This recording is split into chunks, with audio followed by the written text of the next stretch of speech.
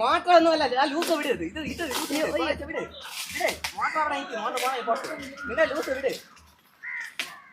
അത്രേ ഉള്ളൂ, പോരട്ടെ.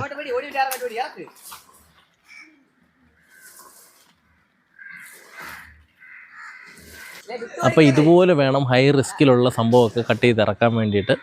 അപ്പം ചുമ്മാ വന്ന് മുറിച്ചിട്ട് കഴിഞ്ഞാൽ ഒരുപാട് കോമ്പൻസേഷൻ കൊടുക്കേണ്ടി വരും. അപ്പോൾ അവർ വളരെ